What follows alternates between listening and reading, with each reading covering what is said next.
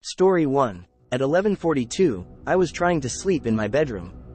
My bed faced an alcove that remained dark due to the closet partially blocking the ceiling light and any outside light. In my 5th year of high school, I couldn't sleep and felt a strong sensation of being watched with malicious intent. When I opened my eyes, I saw a darker outline in the alcove, giving me goosebumps, though I tried to convince myself it was just my imagination. Despite trying to sleep, the feeling persisted. Then I heard a creaking sound, like someone stepping on the floor. I opened my eyes again and saw the shadow in the opposite corner. Panicking, I hid under my pillow and blanket, crying and hoping it wouldn't come closer. To this day, the memory sends chills down my spine. Story 2. The first time my family went camping together, I was 17, and my younger twin siblings were 12. It was mid-October, and I was excited.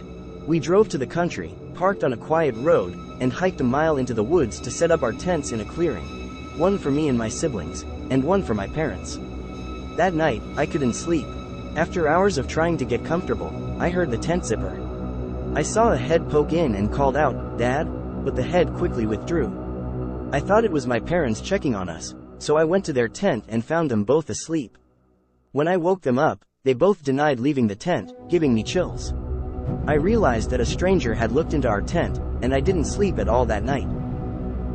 Story 3. While on their honeymoon in Key West, my parents arrived at their hotel to check in. Initially given a non-smoking room, they requested a different one since my dad smoked. After the switch, they noticed a strong smell of fresh paint as they exited the elevator, and saw a painter working in the hallway, who did not acknowledge them as they greeted him. The paint smell in their new room was unbearable, so they went back to the front desk. The attendant, confused, mentioned no scheduled painting on that floor but agreed to change their room.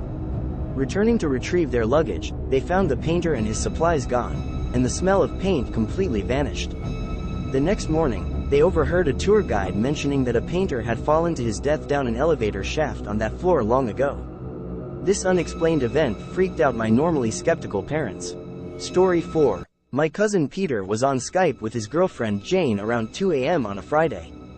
Jane invited him to stay over, but he declined. During their conversation, Peter noticed Jane's closet door opening slightly and mentioned it. Jane dismissed it, thinking it was due to a draft from the open window. Half an hour later, the door opened further, and someone stepped out and walked out of Jane's bedroom. Jane didn't notice, but Peter was startled and told her he saw someone. Jane, home alone, became terrified. Peter urged her to lock the door and call the police while he rushed over. When he arrived, he found the front door open and Jane's room door locked. The police arrived and broke down the door, finding Jane in shock, curled up in a corner. She later told them she had seen someone standing face to face with her before shutting the door. Story 5. It was a dark and stormy night, the kind I enjoyed with thunder and lightning roaring. I was staying up late watching movies since my dad, who worked nights, wasn't home. Around 2 a.m., after watching a movie for the 100th time, I decided to get some sleep. I loved sleeping during thunderstorms, but suddenly, I heard something hitting my window. It wasn't rain, it sounded like a rock. My heart started racing, knowing it couldn't be my dad, as he would have called if something was wrong. More rocks hit the window, and I was frozen in bed, hoping it would stop. The rain lightened, and I heard a truck engine on the street. A much louder thump on the window forced me out of bed to call the cops. As I ran downstairs, I saw a face with a smile looking through the front door window. I sprinted to the kitchen, called the police, and grabbed a knife for protection. The person at the door started trying to break in. I yelled that the police were coming and ran back upstairs. After a minute, the ramming stopped, and I heard the truck drive off. Shortly after, police sirens approached, and the doorbell rang.